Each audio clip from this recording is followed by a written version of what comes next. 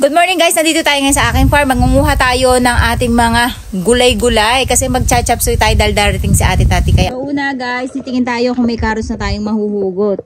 Pero parang wala kasi parang ang carrots naangat yan kapag may laman Pero ito parang wala silang laman. At iba't ibang kulay kasing carrots natin, alam nyo ba? Ito maliit pa Ayan Para makita nyo may carrots tayong tanim. Ayan Itong carrots na to, dilaw yata to. So maraming kulay yung carrots natin. Wala tayo kasing tanim na broccoli. Ang kukuhanin natin ay itong ating pechay, yung bulaklak niya. Ayan kung makikita nyo. So pwede itong kapalit ng broccoli kasi same lang yung lasa niya. Yung nakuha natin ng last time dun sa mga tabi-tabi, ito din siya guys. Pwede din siya kainin. Pero once na gumanda ang sikat ng araw, dire-diretso yan. Naku po, ang ating mga gulay ay hindi na pwedeng kainin dahil namulaklak na. Since malambot pa siya, ayan, masarap siyang pang gulay. Chapsuy, pwede rin siya sa iba't ibang klaseng luto katulad ng nilaga. Tapos yung bulaklak niya, maganda dyan, i-stop natin na kasi pag namulaklak yan, hindi na masarap yung ating mga dahon. And then mamayang gabi, magigisa tayo ng ating mga dahon-dahon. Tapos ipoprosen din natin. So ayan guys, ang dami diba? Tapos ang lutong niya kasi masipag na ako mag-dilig lately. So silipin lang natin kasi baka mamaya hindi nasisilip. Okay, ayan guys. So ito hindi na natin kailangan ng broccoli Pagka masipag kayo magdilig guys, malutong yung mga gulay. Kapag hindi sila nadidiligan, bukod sa papait sila, matapang yung lasa nila, ay matigas, makunat. So, kailangan ay matubig kayo. Ang sarap kung maging kapitbahay. Libre na kayo ng ulam. Ayan na yung gulay natin nakuha. At kukuha lang tayo ng ating celery. Ito yung celery natin guys. Kasi bawal silang maarawan, kaya kino-cover ko sila. Ayan.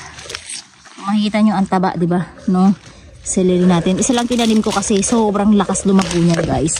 Bumupuno tayo sa ilalim lang. At masarap ang salad nito, grabe, guys. Ayan.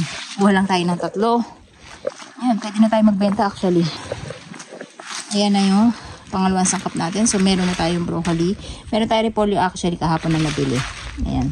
Since wala tayong carrots, ang kulay lang naman yung carrots, ang kukuhanin natin ay itong ating red radish. Ayan. Ito yung kapalit ng ating carrots. Para meron tayong konting kulay. Yung kamay ng lola nyo dito sa kabila.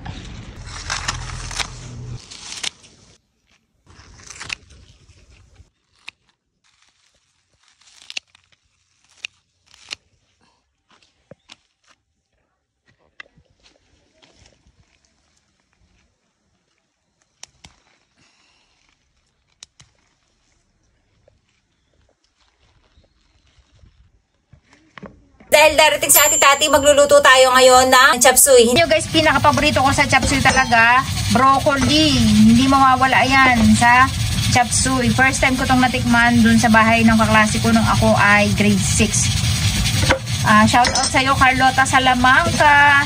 Yan yung best friend ko na kababata ko noong araw dun sa Solis. Tapos first time kong nakatikim ng chapsuy sa bahay nila guys. Nagustuhan ko kagad talaga itong cauliflower. Sa sobrang hirap namin, umuwi ako laging walang ulam. So pag nandun kami sa bahay ng kaibigan ko na yun, pag napunta ako sa kanilang ulam nila, chapsuy, hindi na ako nahihiya. Ang dami kong kain.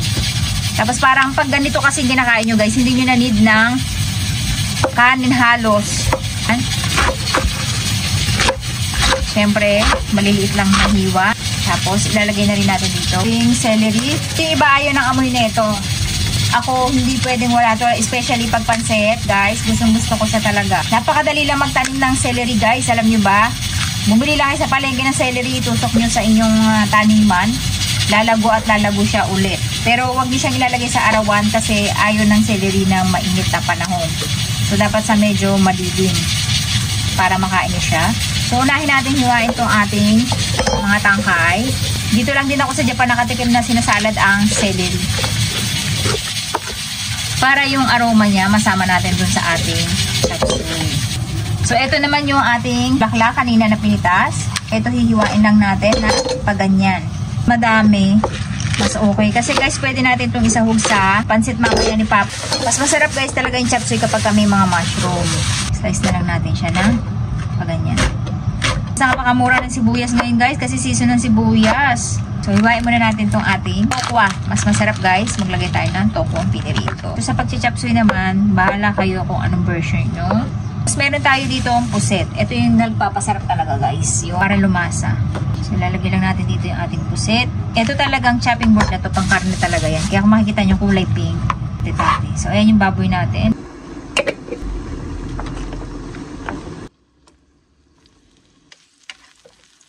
Baboy natin guys, yung mushroom natin at yung tokwa natin.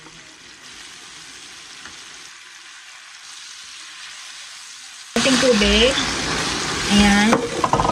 Actually yung iba hindi naglalagay ng tubig kasi kung anong katas ng gulay, yun na yung pinaka ano niya. So tayo, maglalagay kasi tayo ng pampalasa.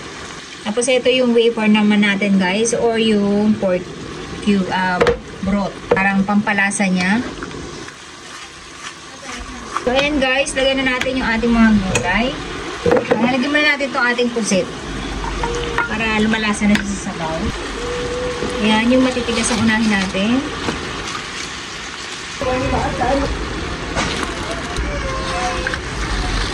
Dali mo na yung kanin doon para hindi na-press. Ayan guys, ang hirap maghalo. Ayan guys, para lumabas yung tamis ng ating gulay. Punong-puno kasing kawali natin guys. Ang dami nating gulay. Ayan no. Maglalagay din tayo guys ng konti nating nanohana or yung ating rapeseed na. Ayan. Para meron tayo gulay na kakaiba. Diba? Napaka-colorful ng ating chop suey. Ayan. Let's eat. Ayan na guys yung ating chop suey. Sa ating tati kahit anong nakain niya. Sabihin ko pala, hindi ako kumakain ng cauliflower eh. Hindi ko kumakain ng cauliflower? Hindi ko siya favorite. Hindi ko siya favorite, pero nakakakain ako. Parang kung magluluto ako, hindi ko siya lalagay.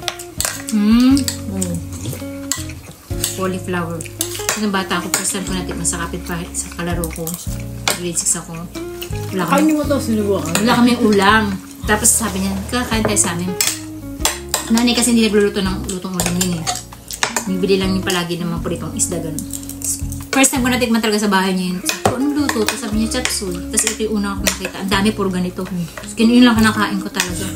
Sabi ko, masarap pala yung cauliflower. Parang di mo na kailangang magkain. Saka, yan na nakawali. Bye!